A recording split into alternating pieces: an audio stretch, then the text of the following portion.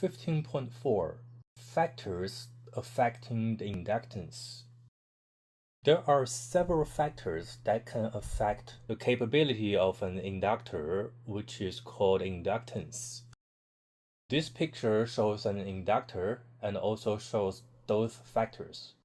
The first factor is the length of this inductor. As you can see, is the letter L, the length of this inductor. All the loops are adjacent to each other. And then we measure the length of all these coils together. This is the length of the inductor. The inductance is inverse proportional to the length, which means keep all other factors fixed, unchanged, constant, but just changing the inductor's length. The longer the inductor has less inductance. The shorter the inductor, its value is bigger. I know it's a little bit strange. The reason is this. Because all other factors are constant, fixed, the total energy or voltage is in this inductor. If it's pretty long to produce same energy, comparing to a short inductor but produce same energy, the short one is more productive, which means the energy or voltage is more dense. The capability is stronger. Using minimum space, it can store more magnetic energy compared to a long one. The second factor that can affect inductance is the cross-sectional area of the inductor, which is the area of that loop. Assume all the loops are adjacent to each other. The inductor is straight, not bended. All the coils have the same cross-sectional area. Of course, the bigger the area, it can store more magnetic field, so it has a bigger inductance. And then one more important factor is the N, the number of loops. Every loop is made of one piece of the wire. Since the wire carry current, every loop carry current. If we put N loops together, adjacent to each other, it's like we are adding this current together. So increasing the number of loops increase the current.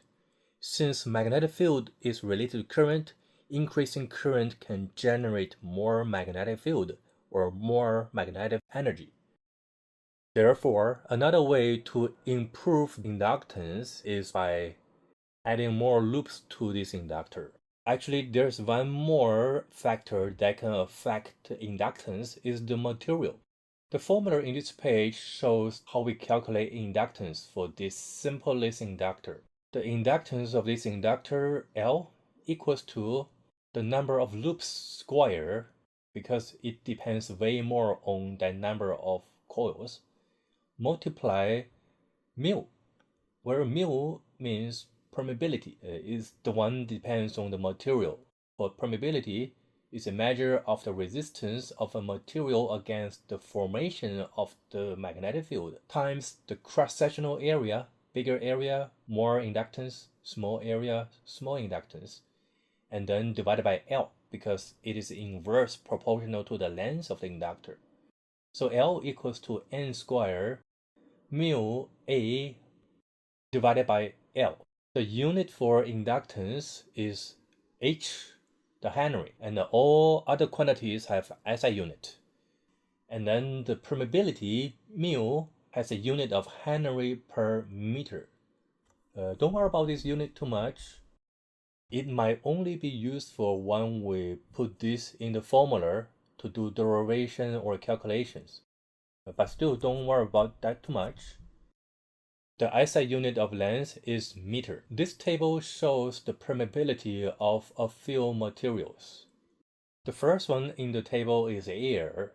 It has a permeability of 1.25663753 times 10 to the negative 6 Henry per meter. Bismuth is 1.25643 times 10 to the power negative 6 Henry per meter. Copper is 1.25 times 10 to the negative 6. Iron is 6.3 times 10 to the negative 3 Henry per meter.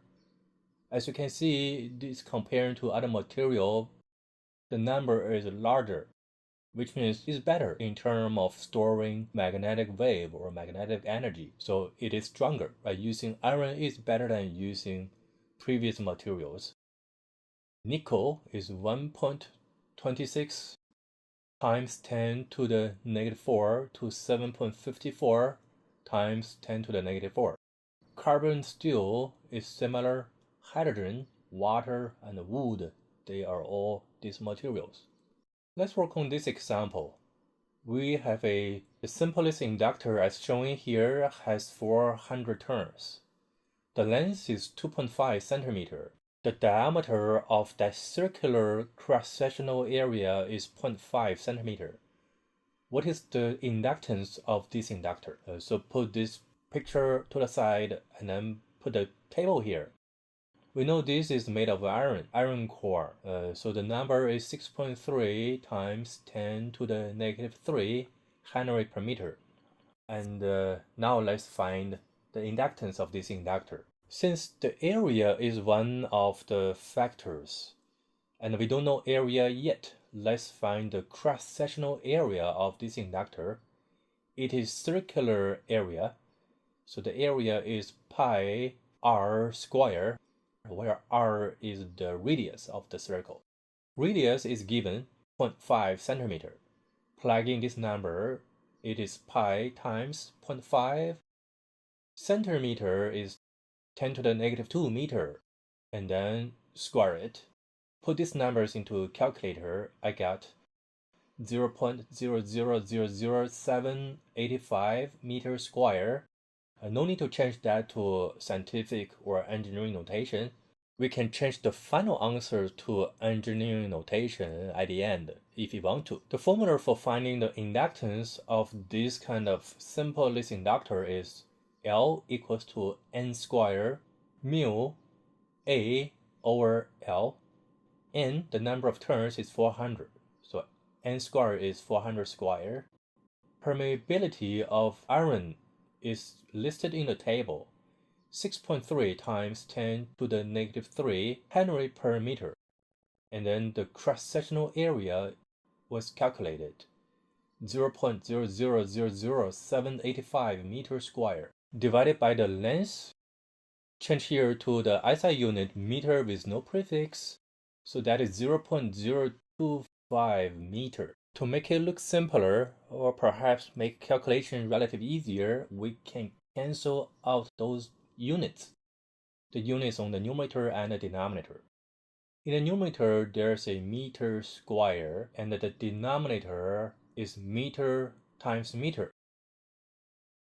So the meter square in the numerator and the meter in the denominator, they cancel out. The answer is 3.17 Henry. Now let's review the Faraday's law.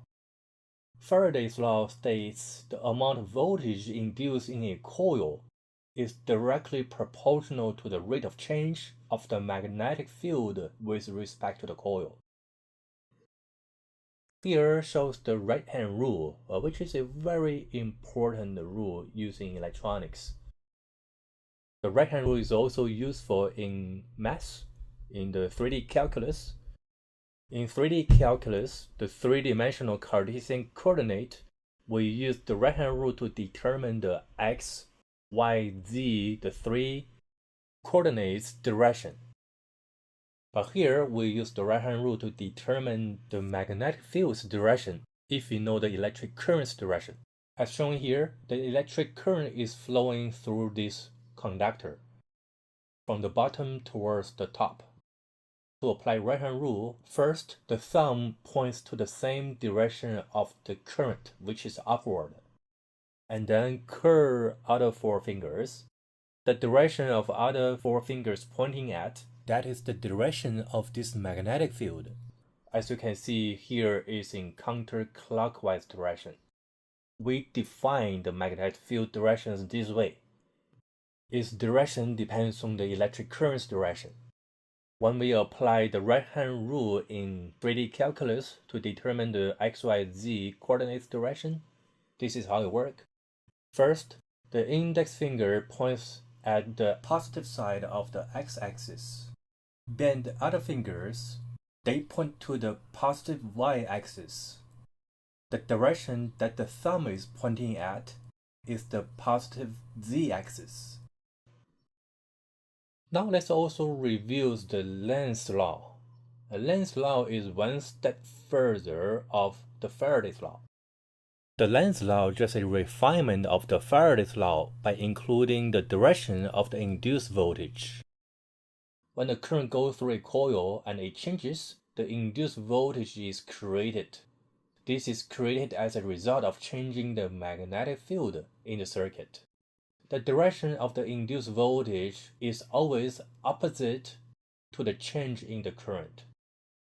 So the formula here is EMF, which stands for the induced electromotive force, or the induced voltage, equals to negative. The negative sign here means the directions are opposite to each other. And the number of turns times delta phi over delta t. Delta phi means the change in magnetic flux. The total number of magnetic field lines penetrating that area per unit time. This picture shows how that works. First, we have a magnet, south pole to the left and the north pole to the right. The red curves or lines represent the magnetic field coming out from this magnet. And there is a blue coil to the right.